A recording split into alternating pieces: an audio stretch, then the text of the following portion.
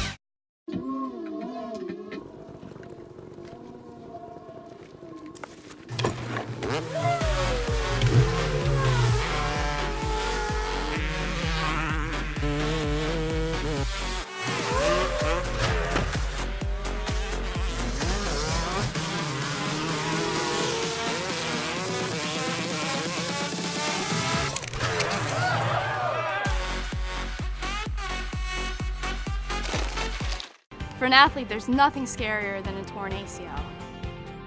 Athletes trust us with their care and their careers because we're a recognized leader in sports medicine. Get back to your active life sooner with MedStar Sports Medicine. Wise Market's ice cream plant is based in Sunbury, Pennsylvania, and locally owned and operated. We've been making our ice cream for nearly 50 years. We create roughly 70 flavors of ice cream right now.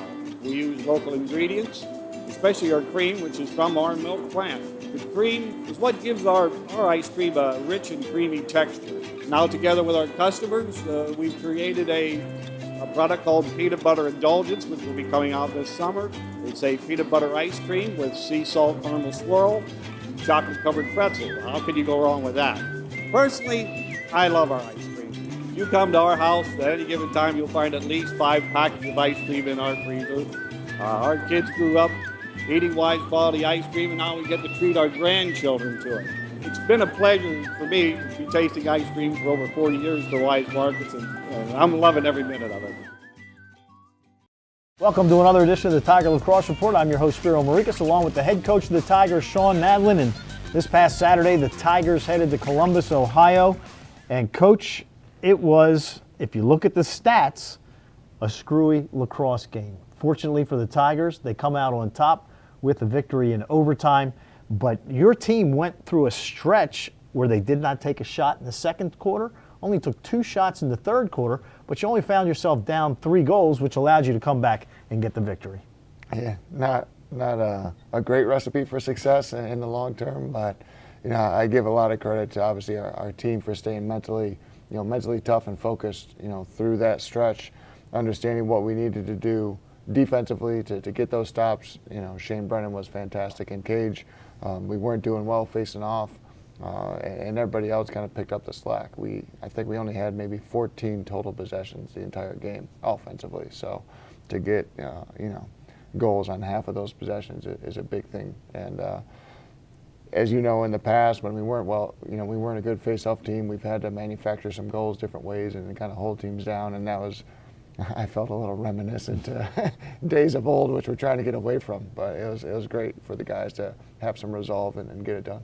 I mean, there were some screwy things. At one point, Shane Brennan had 13 saves, and the team only had 8 shots. How often do you see a game where you're like deep into the ball game and your goalie's got 5 more saves than you've taken shots, and you're still right there in the game? Yeah, I haven't seen a lot of games like that, and that's again, we were playing zone, a lot of zone defense. Shane was seeing it, so we felt confident in that. And then playing zone warrants, a team to be able to manufacture some shots, but you want those shots to be contested. You want those shots to be from the perimeter. But he definitely saved a few that he probably shouldn't have. Stole a couple for us.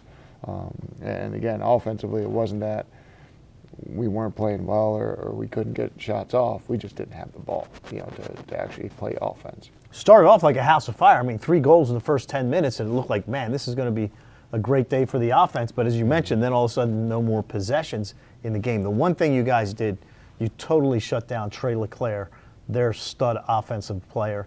What was it that you guys were able to do to keep him from not hurting you?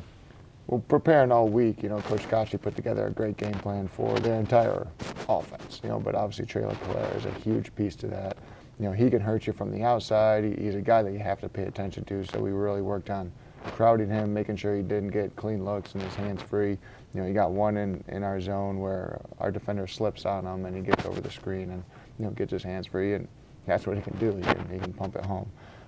But again, Coach Kachi did a great job getting those D guys, understanding how we needed to not just defend him and make him uncomfortable, but overall and how we needed to play. So the Tigers get the victory at Columbus in overtime, and John Mazza, he scores a goal immediately to get things started, and then his overtime goal was just tremendous. Falling down, was able to get the shot home, and John has really started to come on over the last 3-4 ball games. He has. I think he understands that he needs to play as best that he can, for our offense and for our team to be successful. He's the leader of the offense. He's the most veteran guy there. We don't want that to take away from, his ability to just play lacrosse. We don't want him to try to do too much, but it was great to see him obviously start things off for us and finish it off, and really finish it off with that exclamation point saying that, I'm gonna get this done for our team and get us the victory.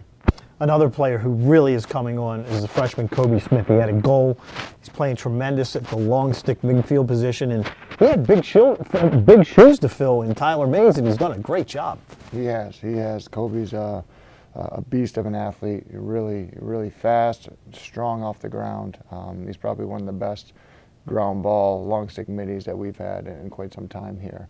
And that's showing off his wing play, his ability to help in transition, his ability from the defensive end. And, we've been able to, it helps us because we can move him, play him up top at long stick or play him down low at close, gives us some flexibility within our personnel. And he's doing a really good job in a really short amount of time of playing Division I lacrosse. He's only been here for 50, 55 days. So your team, you had the opening loss to Hopkins, then you play Loyola, a top 10 team, and you play them tight until the last couple of minutes of the ball game. Now you get this victory over number 13 Ohio State. You have a young team, only 7 seniors on this team. How much do you think that can help you from a confidence standpoint for these young guys that they finally got that win over a named school? Yeah, well, you hope it makes sure that those guys understand the process that goes into earning success, and making sure that they understand the week of preparation and taking it day by day is what it's all about, and it puts you in position to be successful. So yeah, I think a guy like Shane Brennan, who continues to kind of grow and develop, hopefully that gives him that much more confidence in himself and in us and him. The younger guys on the team understanding that a season isn't just one game in February or early March or anything like that. It's a process, and it's a day-by-day thing, and you're going to have peaks, you're going to have some valleys, but being able to rise out of the adversity is what we want to do. It was a great day for the Tigers, as Coach Nadelen mentioned. Shane Brennan with the 16 saves, and the freshman wins the CAA Rookie of the Week for his work against the Buckeyes on Saturday. Stay tuned later on this week when Coach Nadelen and I will talk about the Tigers' upcoming game against the Blue Devils of Duke. For head coach Shawn Nadelen, I'm Spiro Morekas. Thanks for joining us for another edition of the Tiger Lacrosse Report, and as always, go Tigers.